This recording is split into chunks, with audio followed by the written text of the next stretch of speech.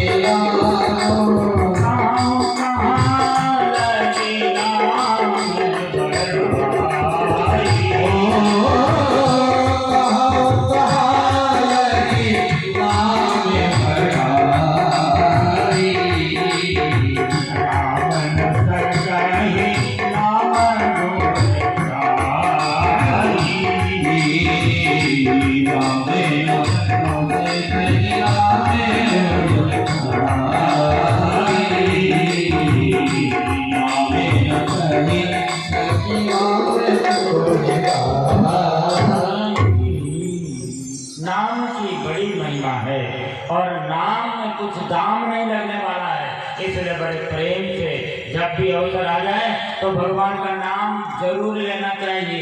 सबरिया सदन कसाई मेरी अहिल्या सदन कसाई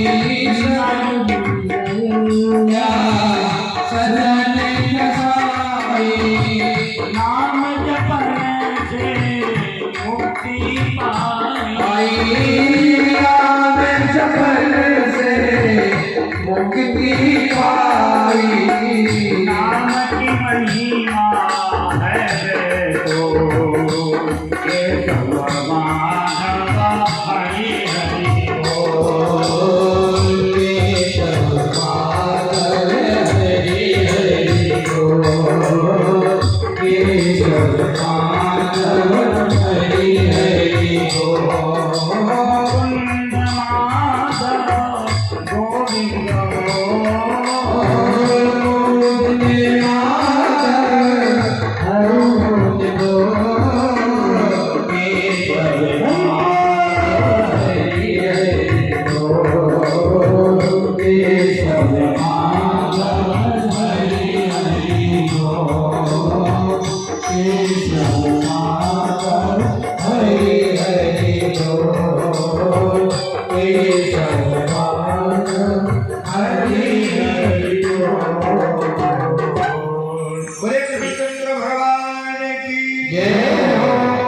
एक कथा सुना दिया कि किस प्रकार से पापी व्यक्ति भी भगवान के नाम से तर जाता है।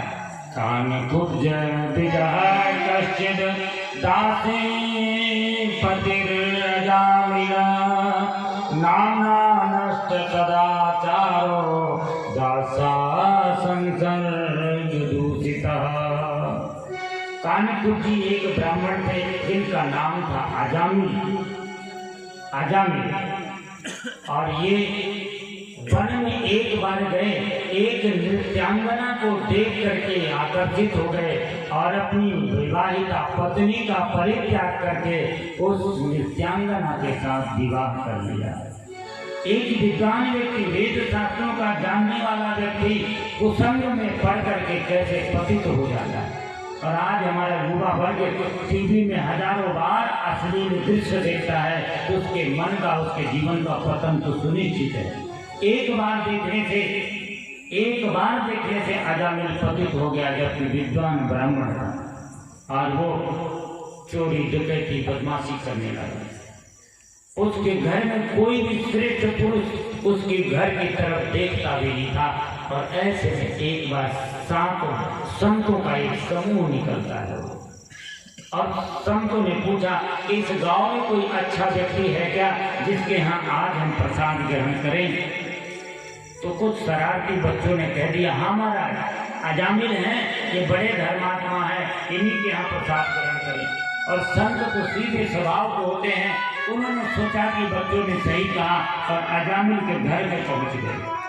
अजामिल की पत्नी थी, उसने सोचा आज मेरा कितना बड़ा सौभाग्य है कि आज हमारे घर में साक्षात ब्राह्मण आ गए। हमारे द्वार से कोई अच्छा आदमी निकलता तक नहीं था।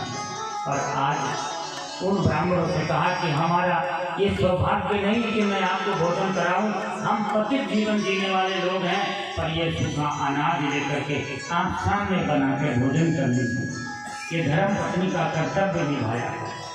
और जैसे संतों ने भोजन किया, जब उनको पता चला कि किसी पापी का घर है तो उनको लगा कि इसको अन्न खाया इसका, इसलिए इसका कल्याण करना हम संतों का कर्तव्य बनता है। और वो अजामिल से जाके कहा कि अजामिल, तुम्हारे पत्नी के गर्भ में बच्चा है, ये बेटा ही होगा, लेकिन इस बेटे का नाम केवल रख देना नारायण, ये मेरी दक्षिणा है। तो अजामिल ने सोचा कोई बात नहीं, इसमें कौन सा पैसा लगना है, हम रख देंगे नाम। नारायण बेटे का नाम रख दिया। और संजोग से उसकी मृत्यु का समय जब आया, पापी व्यक्ति जल्दी मरने के नजदीक पहुंचता है, जो कामी होता है, लोभी होता है, ऐसे ही व्यक्ति की मृत्यु जल्दी आ जाती है। अभी 12 साल उसकी आयु के बचे थे, पर मृत्यु देवता आ गए और उनके यमदूत आ गए और यमदूतों ने उसके प्राण को खींचना शुरू कर दिया। विकर्षतो अंतर हृदया दासी पते अजामिला यम प्रेस्याल विष्णुदूता वारयामा सुरोजसा। और जब प्राण निकलने लगता है तो बड़ा दुख होता है, और बड़े बड़े यमदूतों को देखा, और पाप किया तो उसको देवदूत थोड़ी आएंगे, यमदूत तो ही आएंगे। और यमदूतों को देख करके घबरा गया, बचाओ। और क्यों बचाए? जिसको सबसे प्यार करता है आदमी उसी का नाम लेता है। तो बेटा सबसे छोटा था ना, वो उसी को याद किया, नारायण बचाओ, नारायण बचाओ, नारायण बचाओ। तो नारायण का नाम लिया तो देव विष्णुदूत आ गए, और विष्णुदूत यमदूतों को रोक दिया, ठहरो, इसे नहीं ले जा सकते हो। यमदूतों ने कहा ये पापी है, पापी, गलत जगह आ गए तुम। विष्णुदूतों ने कहा कि ये पापी हो या पुण्यात्मा, हमें तो भगवान का आदेश है, जिसके मुंह से मरते समय नारायण भगवान का नाम निकले। तो हमारे यम देवता ने कहा, हमारे भगवान विष्णु ने कहा कि इसे हमारे पास लाओ तुम। और यम देवता ने भी कहा कि इसे वहाँ हमारे पास नहीं लाना जो भगवान का नाम ले। तो यमदूतों को उन्होंने दुत्कार के भगा दिया। यमदूतों ने बहुत समझाया कि ये अपने बेटे का नाम लिया है, ये आपके नारायण का नाम नहीं लिया।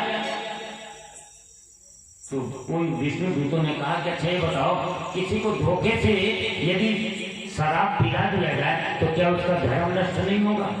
और किसी को धोखे से यदि विष पिला दिया जाए तो क्या वो मरेगा नहीं? किसी का पैर आग में धोखे से पड़ जाए तो क्या जलेगा नहीं? और किसी को यदि अमृत धोखे से पिला दिया जाए तो क्या वो अमर नहीं होगा? बोले होगा। अरे जब ये होगा तो फिर भगवान का नाम धोखे से ले लेने पर उसका प्रभाव क्यों नहीं होगा? भाव कुभाव अनाथ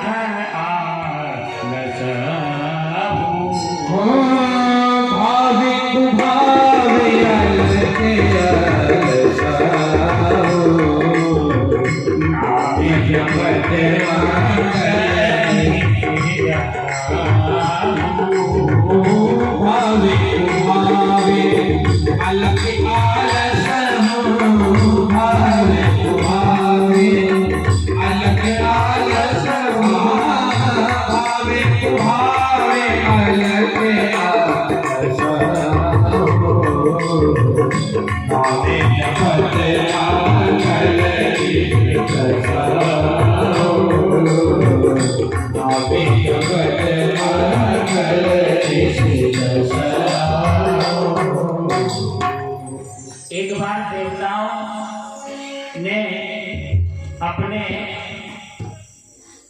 देव वैद्य अश्विनी कुमारों से पूछा कि महाराज ये बताओ, कोई ऐसा उपाय है क्या तुम्हारे पास कि एक कोई दवा दे दी जाए, सारे रोग दुनिया में ठीक हो जाए?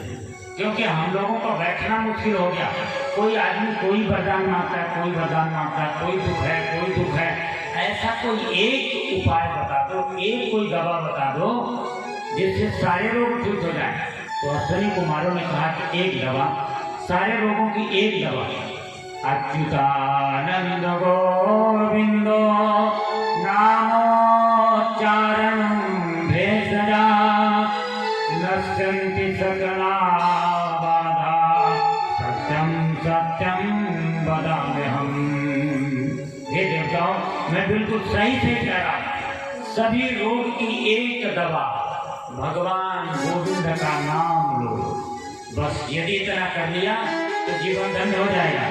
और ये एक अज्ञानी अजामिल के समझ में तो आ गया, और हम रोज कथा सुनते हैं पर हमारे समझ में नहीं आया। अजामिल ने सोचा कि बताओ, धोखे से हमने अपने बेटे का नाम लिया तो हमें मृत्युदान मिल गया, देवदूत आ गए, विष्णुदूत आ गए और हमको बचा लिया। और काश मैं प्रेम से नाम भगवान का लिया होता तो मेरा जीवन कितना शानदार होता। ये सोच करके वो गंगा के किनारे जो 12 वर्ष की आयु बची थी वो जाके तपस्या करने लगा और भगवान को प्राप्त करके अपने जीवन को सार्थक बना लिया। इसलिए इस जीवन का, इस कथा का अभिप्राय यही है कि आप प्रेम के साथ भगवान का नाम लीजिए। बोले श्री कृष्ण चंद्र भगवान की जय हो।